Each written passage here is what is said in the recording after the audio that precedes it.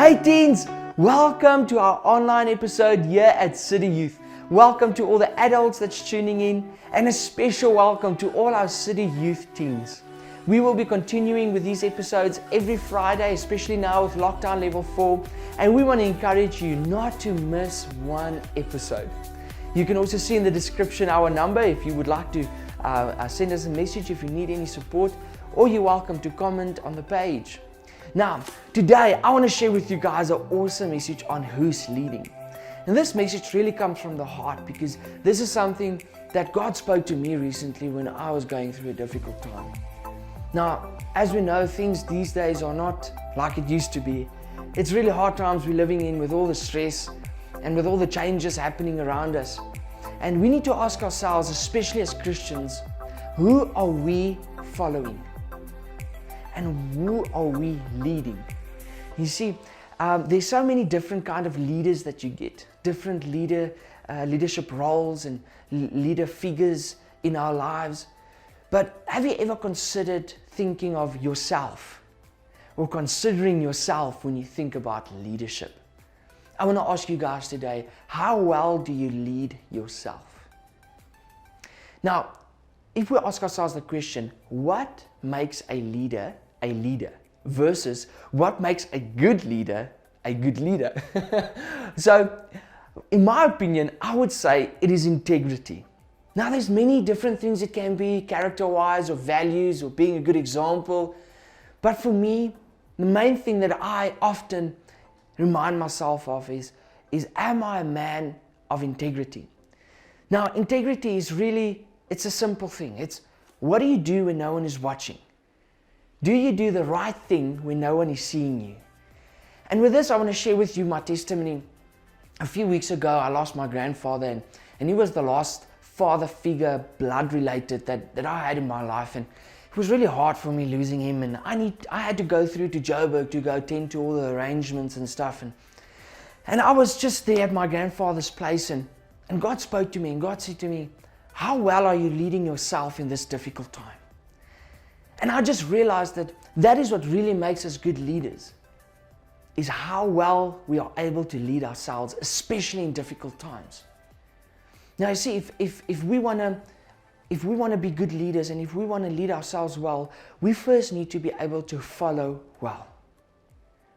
And so I want to throw you with another question. How well do you follow? And who or what do you follow?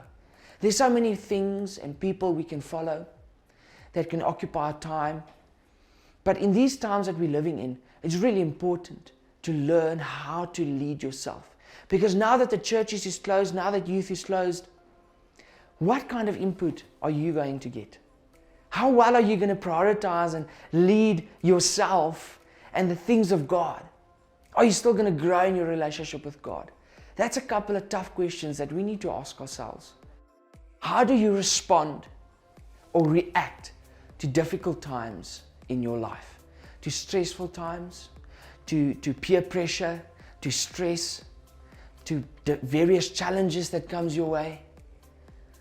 It's not always easy to realize that we don't always respond to these things the way we should. But we need to ask ourselves the question, how well do you lead others and especially yourself when things get hard? Because you see, that is really what's going to determine how well we're going to do in life, how well we're going to pioneer our future, how well are we going to make a success of our schoolwork or our goals or whatever we want to achieve. And so no matter what kind of leader you are, no matter how well you're leading yourself at this point in time, I want to encourage you that you have the potential to lead well. You have the potential to lead yourself well and to lead others well. And so I want to challenge you just where you're at, just to say to yourself, say your name and say, unleash your potential. So I'm going to say, Francois, unleash your potential. You see, that's exactly what we do when we learn to follow well. We unleash our potential. We're going to look at a few Bible heroes today, and also especially at the example of Jesus. And so the three heroes that I want to look at is found in two in the Old Testament and one in the New Testament. The first one is Gideon. And we see this story in Judges chapter 6 all the way to chapter 8. We see that Gideon was threshing wheat in the almost like a wine cellar, almost like underground. You almost call it a bunker type of what do you call this? Cave.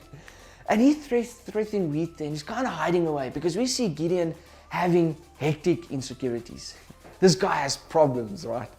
And scholars say he was kind of a shortish guy, and so we see also in this time that Israel, God's nation, and God's people were under oppression of other enemies, and so they weren't doing too well as a nation, and so God appears to Gideon. And if I say God, it was actually Jesus, because the Bible speaks of an angel, but with a capital A. So the scholars believe that it was Jesus himself that appeared to Gideon. And Jesus speaks to him and he says, he's a mighty man of valor. You see, Jesus speaks words of affirmation and also words of identity to Gideon. But Gideon had a choice. He opened his heart. He decided to open his heart and to receive that input, that sound input from Jesus. Yes, we see Gideon still struggled with insecurities thereafter. He still questioned God sometimes, but that's where Gideon's journey started. He opened his heart and he was willing to listen to sound input. And we see that Gideon got about 300 men or plus together, and he led a very strong army, and they took back the nation of Israel, or the land of Israel. And this is an awesome story of victory. And the next person I want us to look at is King David. Even before he was king, we see in 1 Samuel chapter 30 verse 6 that David really led himself and others well. Because in that time, David was fleeing from King Saul, who tried to kill him. And so David had 300 men that followed him. And at the same time, they were fighting against the Amalekites. It was enemies of Israel. And they took the families, the wives and the children of these soldiers, of this small army of David. And when they got back home, they saw their people were taken, their livestock were taken, their belongings were taken. And these men got so angry, they wanted to kill David. They wanted to stone David. But yet David knew how to encourage himself in the Lord. Yes, he was despondent. Yes, he was weak. I'm sure he made mistakes along the way. But you know what? He knew how to encourage himself in God, because he also knew how to listen to good input. And so David got up from his knees and he led himself.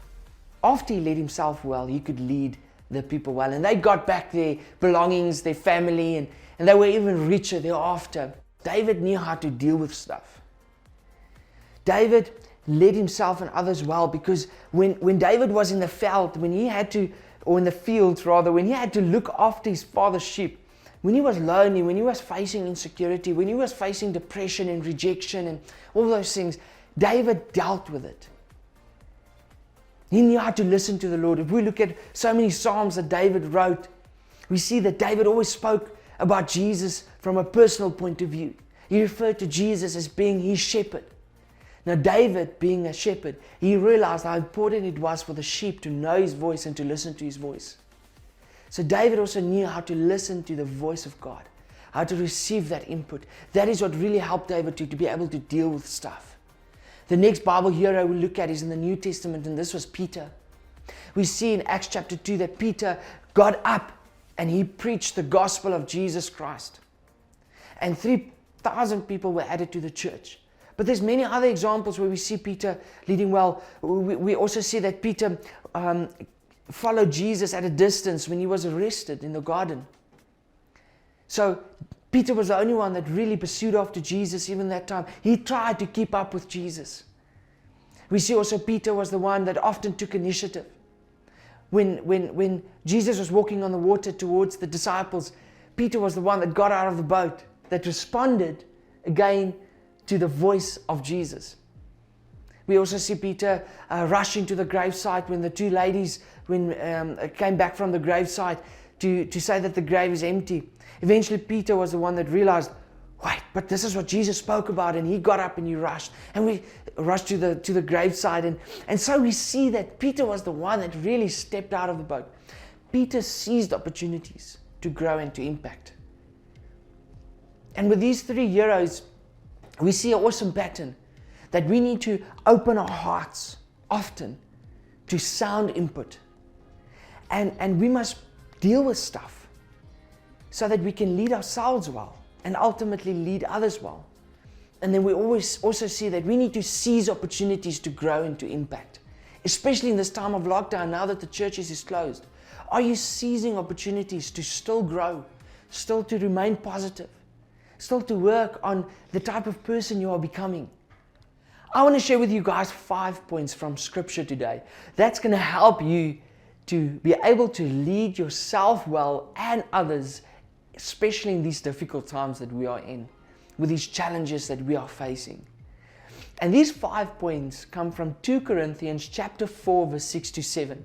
And I want to emphasize a few words in this scripture that's going to be these 5 points that we're going to look at. The first point I want to share with you guys from this scripture is input. We need to ask ourselves, what kind of input do I get? Where do I get my input from? We see in John chapter 5 verse 30 that Jesus said he does nothing without hearing or seeing from the Father first. So Jesus knew how to follow well, but he realized that he needs sound input to be able to follow God the Father and to be able to lead himself and others well. So I want to ask you, what kind of input are you getting? The second point is application. We see this scripture in James chapter 1, verse 21 to 22. We see that James said, "Brethren, do not just be hearers of the word, but doers also." So we see here that even if we get that input, do we apply it? Because that's really what's going to make the difference. The next one is discipline. In Luke chapter 6, verse 11 to 12, we see that Jesus was quite disciplined. We see that Jesus went often to go pray alone, to go up the mountain, to set himself apart, to pray to God the Father. Because that is the place where he received his input from God the Father. That is where God showed him what input does he need to apply when and where in his life. The next point is consistency. You see, we can have discipline for 2 or 3 days, for example, going to the gym or practicing a sport, but that's not going to make you a good sportsman or woman. When you go gym for 3 days or even a week, and you have a goal to really bulk up or maybe to lose weight, you're not going to achieve that just maybe within a week. But if you're consistent with applying that same discipline, you will reach the goal that you want to reach. And we see here in Luke chapter 5, verse 15 to 16, that there was really consistency in Jesus' life, in setting himself apart, in receiving good input, and hearing from God the Father. And we see that there was nothing that really moved Jesus from being consistent. No matter what challenge came his way, no matter what happened. Last point we see is output. In Luke chapter 4, verse 8, Jesus quotes a scripture or prophecy from Isaiah that says, where Jesus says, "The Spirit of the Lord is upon him." And we see that whole list there of how Jesus is effective, how it's been prophesied about how Jesus will make a difference. There was an output of the power of God in his life. And that is the result of being able to lead ourselves well, being able to follow well. Let's look at that scripture again, 2 Corinthians 4, verse 6 to 7. "For it is the God who commanded light," that's input, "to shine out of darkness, who has shown in our hearts to give the light of the knowledge of the glory of God." Now that knowledge I want to refer to is also wisdom. Because you see, when we get the input, when we get the knowledge, but we apply it, it becomes wisdom. You see, wisdom is really to know when and how to apply the right knowledge. And so that is the point, application. Because when we have the knowledge and when we apply it, it becomes wisdom. It becomes experience. It says, "of the glory of God in the face of Jesus Christ." But we have this treasure. You see, that I would like to refer to as discipline. If you get guys that's on this journey to discover gold or treasure, they have to follow a map. They have to stick to the map. They have to stick on that path. And that is what discipline helps you and me to do, to stay on the path so that we can discover this treasure that God has for us, the potential God has put within us, the gifts God has put within us, the true identity, who we are, our life purpose. All of that is this treasure that we discover when we really try and get discipline in our lives. That the excellence, consistency. You see, when we are consistent in what we do, that is going to ensure that we do it in excellence. Then it continues, of the power may be of God, that's output and not of us. So we want the power of God to flow through us and to work through us so that we can make a difference, not just in our own lives, but in the lives of people around us. We want to impact, and we can only do that through the power of God. And that's our message to you today on Who's Leading. We would like to post 5 questions that can help you to reflect a little bit more on today's message. Till next week, bless you, and can't wait to get back together again.